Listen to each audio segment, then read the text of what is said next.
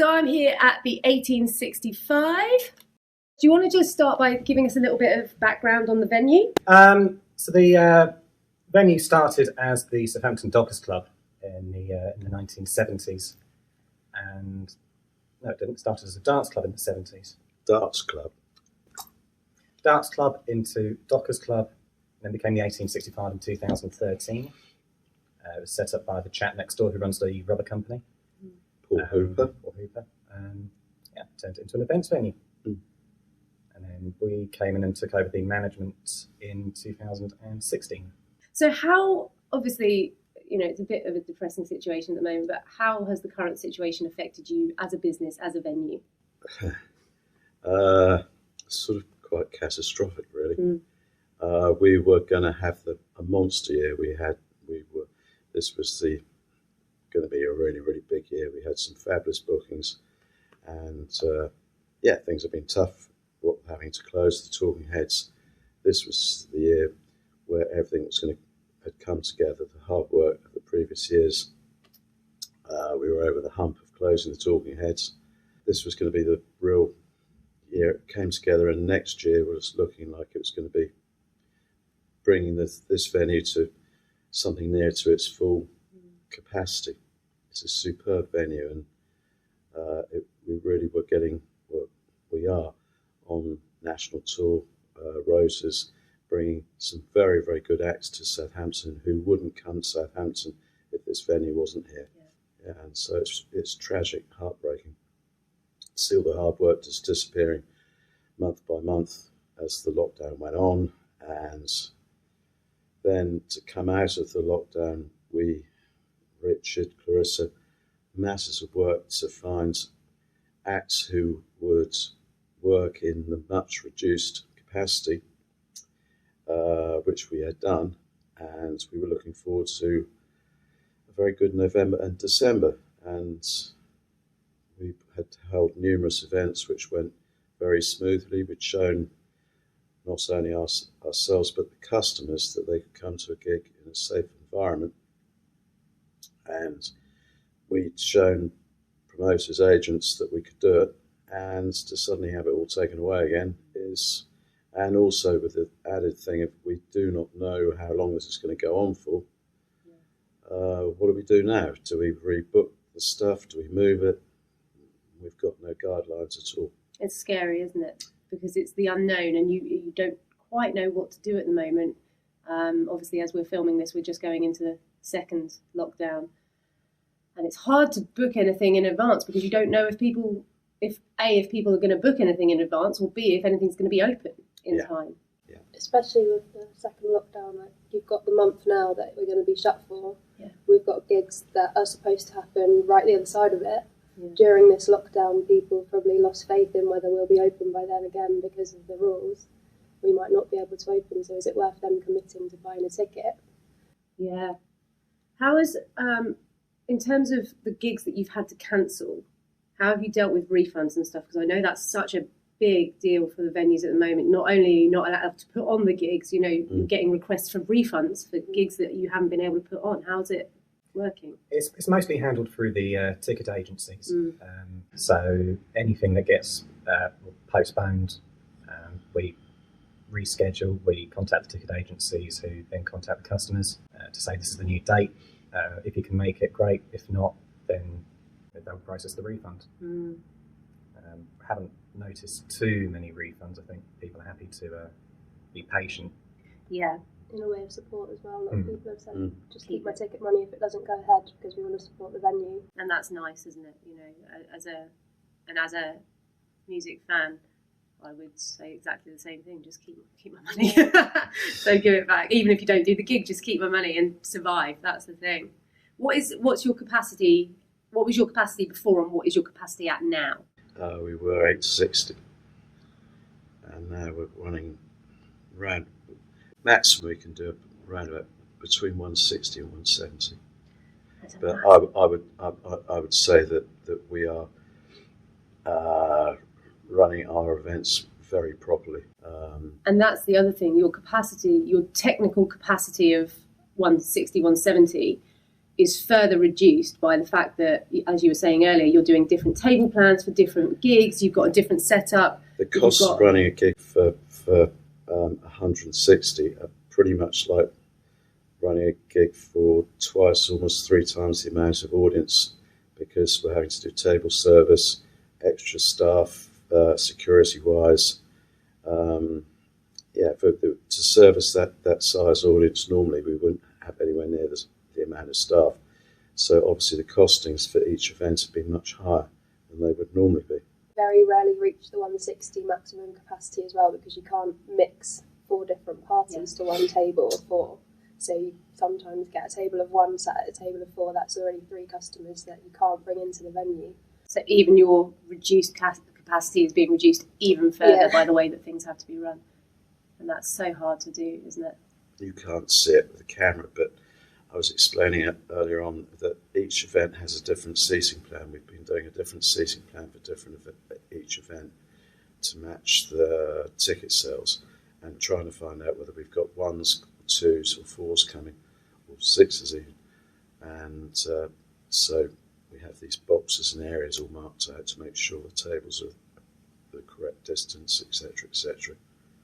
And then we have shows that we've planned for before the lockdown who have all been selling. We've sold tickets as general admission, so they've been sold singularly online, and then we have to work out who's coming as a group, who's coming on their own, to try and work out the table plan for it. So there's so much more that goes into the events now, just planning them. Do you think people appreciate how much work's being put in at the moment? Extra work? Probably not. Probably not. Found it very refreshing that the actual bands who have played do understand, the amount of work that's going into doing this. There's been times when we've been running events since we've been allowed to again. We've been one of only 16 venues in the entire country actually putting on live music. But what's your actual gig schedule been like in comparison to before? Because obviously you've been trying to keep stuff going and putting on quite a few events, but is it anything compared to what you would have had booked in before? No, not at all. Towards the end of before the first lockdown kicked in, we were operating probably 7 days a week. 5 of those nights a week would be fairly busy. And from there, we're probably averaging about 2 shows a week at the moment. Having said that, we were getting a lot of inquiries from promoters' agents who'd checked out that we were open and the sort of numbers we were doing. So what we've been saying to people, this is a medium-sized venue, but to consider it as a small venue insofar as we can do up to 160, 170 type audiences. So we've been having inquiries from about acts which would normally go to a smaller venue, come here, and at least you can play in front of an audience and get on a stage and do what you're supposed to be doing, and maybe get some money in your pocket as well. Absolutely. We've already we talked obviously about the table plan and everything. How have you had to adapt your business in order to cope with this? I mean, coping is relative, isn't it? But what have you done to try and cope? Really guessing out what I've just said, getting out to bands, promoters, agents that we are here actually operating. Rich and Clarissa have been beating up the airways trying to make sure people know that what we're up to. Also the general running of events as well, the things we've had to do for that. With all the new rules, you're not allowed to stand up during the performance, and that's very hard in a music venue, especially when you have like rock music or something going on. People get excited. Yeah. How supportive have your customer base been of the regulations and everything? I know you said the bands have been very understanding. Checking out when people leave, because obviously we have to guide people a lot more from the start of the show to the end of the show, and we have to clear the venue by 10 o'clock. Almost 99.99% of people are saying thank you very much and understand entirely the sort of precious pressures we're under to deliver what we're trying to do and do it properly and safely. We've been trying to build a reputation that you can come along. I mean, we had a prog gig, and they were very, very nervous about doing it because of the age group, general age group who comes to watch that type of music. And they all came along, and they were more than happy and saw that this was a cool, safe environment to enjoy their music. So we got more stuff coming. Well, we did have more stuff coming from that. And then this happens, and then whap, you're back to square one again. And so that's the problem. We don't know. We've got no idea whether this is going to be a month, 2 months, 3 months, or whatever. It's not great at all. No. And I know, obviously, the severity of this situation, I think, from the discussion we've had so far, is going to come across. But in case people are not aware of quite how serious this is for you, can you give us an idea of the level of how close you are to the edge? Well, we had no income for over 6 months.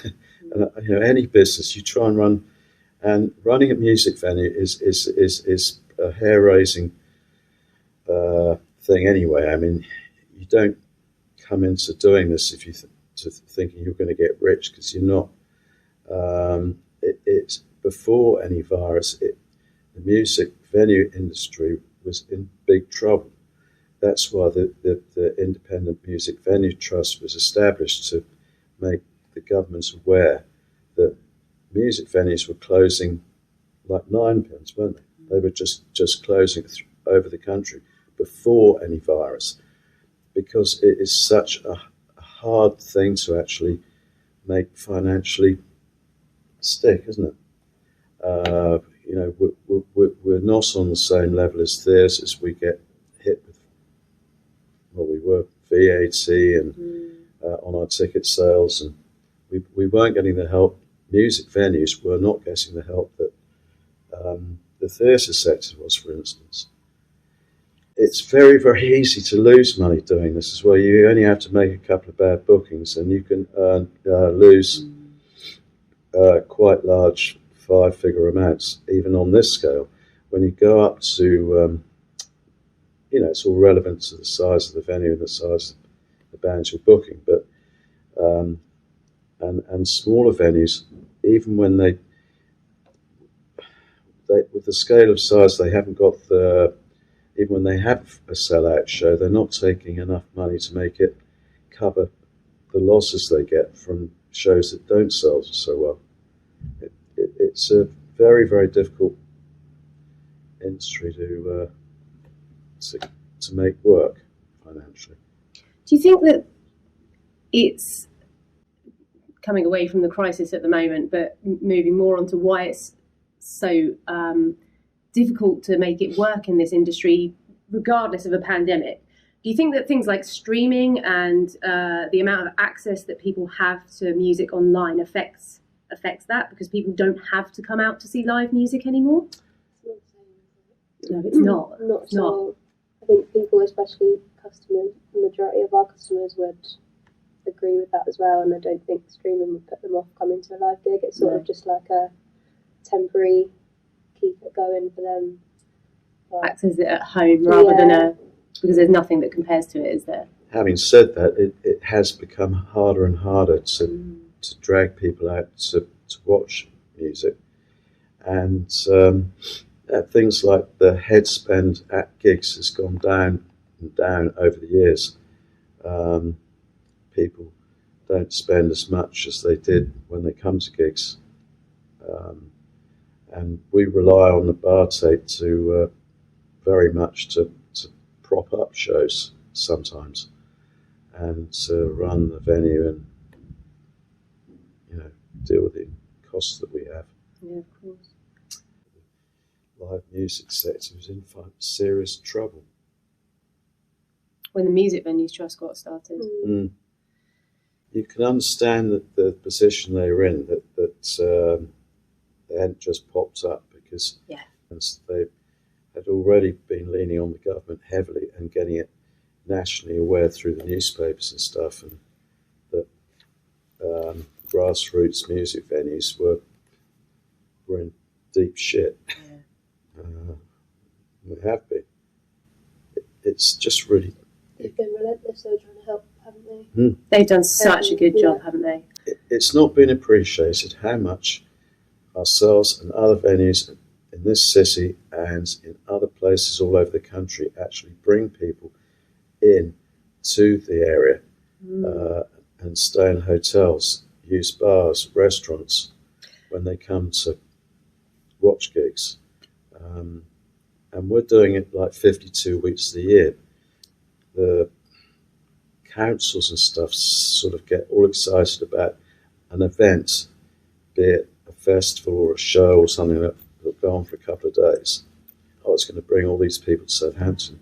We're doing it 365 days a year. Yeah.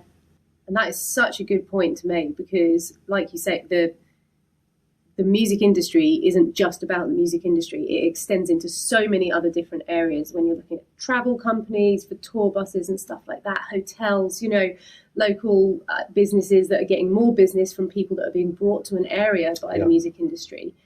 And it's important to recognise that doesn't just happen with those big events. No. It's happening already, and we need to kind of protect that. Even a venue like this, we have people coming from Europe, Scotland, and all over the country for gigs sometimes. As a venue, what do you need from people to be able to... not from people. What do you need to be able to stay open to start with? What do you need to keep your doors open? Well, money. Money.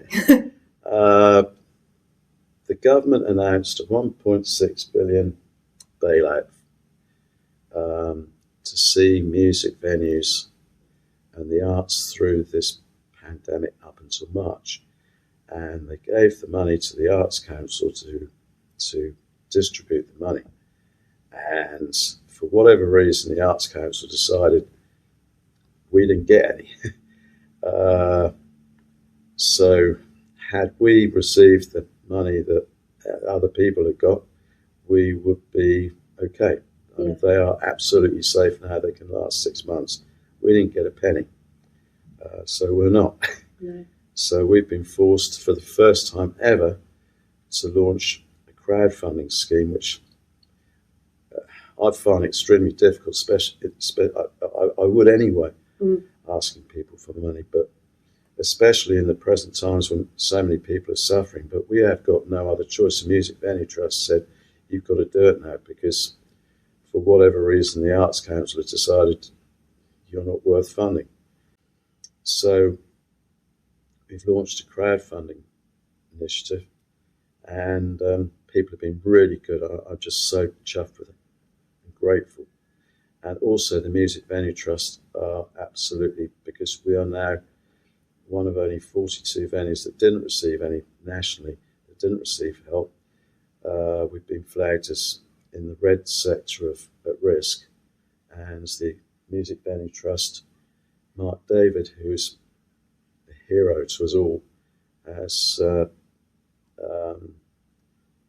concentrating their whole efforts on making sure that we're still here in March, and we will be, absolutely, not a shadow of a doubt, we will be here. Yeah. But we could certainly do with the funds to keep the venue going, not just now, but when God willing, we can actually start. I think that's the other thing as well, because obviously the Music Venue Trust, like you say, have been doing so much hard work to get the funding from the Arts Council. But at the same time, there's venues who haven't been given the funding, even though they've applied, like you guys. There's venues who were ineligible to apply for it in the first place. Yep. And even those venues who have been given funding, it's going to tide them over for 6 months. It's not if this goes on for another year or 2 years, we still need that help, don't we? It's come to relying on people who love music, and that shouldn't be the case. We were told to shut by the government, and we've been ignored by the funding. It shouldn't come down to our customers to save us. We should have been saved by them, I think. Absolutely. Totally agree with that. We did what we were told, and we were told we were going to get help, and we haven't. And it seems, by God, there's no other venue, and very few venues in the entire country hold the vast array of different events that we do. We literally just don't turn anyone away. If it works, we do it. We've always worked on the thing that, on the principle that this is a venue that can be used 7 days a week, and if we can have stuff on 7 days a week, from Arts Council funded theatre groups to drag shows, wrestling, boxing, everything, everything that people can come and enjoy. And I don't know. I think that's what I find really lovely about this place specifically, is that you are more than a music venue. You are an entertainment venue. Because although, obviously that you have a lot of bands coming through here, a lot of music putting on, but there's a wide variety of other events that you're putting on as well.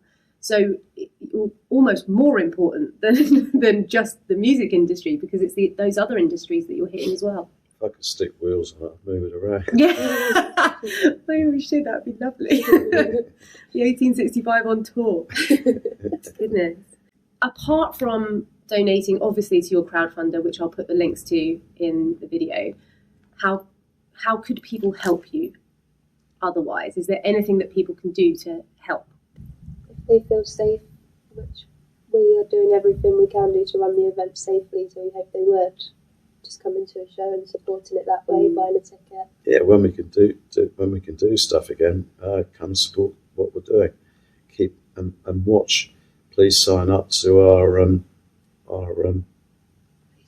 Facebook page, our mailing list, and keep tabs on what we're doing.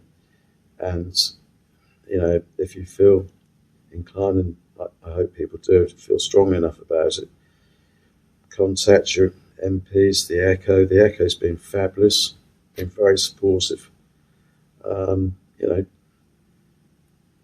Let people know what's going on here and what's happened here. Yeah. I think maybe MPs could help. I don't know. It's worth a try, though, isn't it? It's worth trying everything, I think. Donate to the Music Venue Trust, because they are a charitable organisation who are doing everything they possibly can do to support grassroots music in this country. And pretty much every damn act you see on your televisions and your computers started off coming through venues like this and venues like the Joiners. And, they started, worked their way up to O2s and stuff like that, but they started coming through places like this. And without these, it ain't going to happen. No, it's the foundation of the whole music industry, isn't it?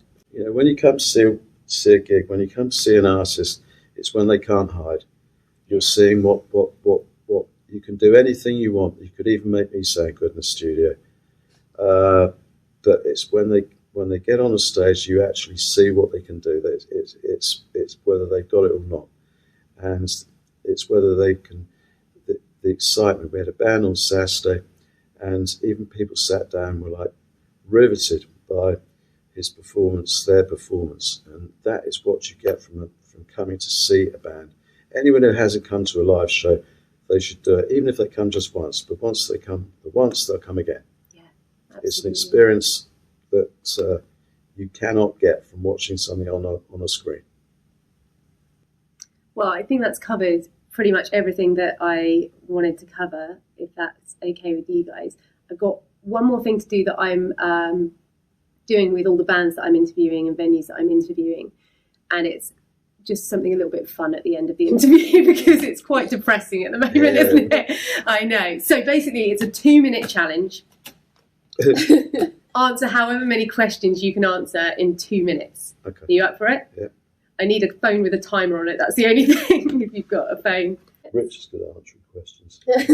So we're going to take it in turns, okay? So we're going to start with Clarissa and take it in turns. Okay, back. You ready, Rich? Ready.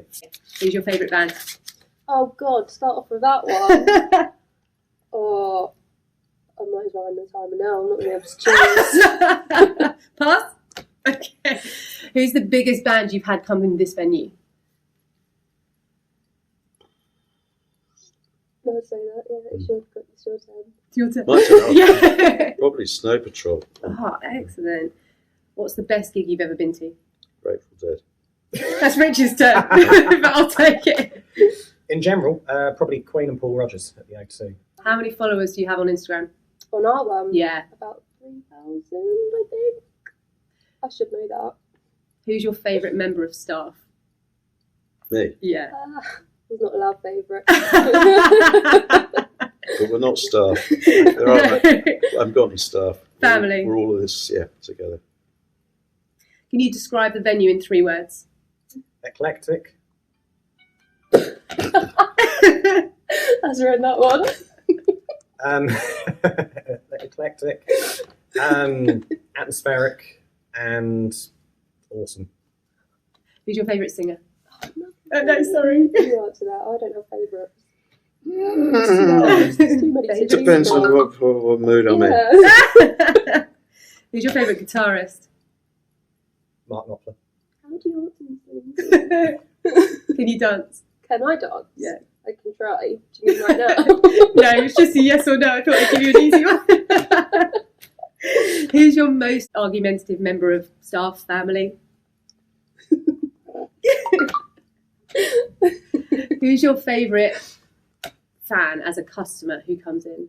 Ooh, that's an unfair question. I know. Is that 2 minutes? That's 2 minutes. That's 2 Same. minutes. Okay, let me just count them up.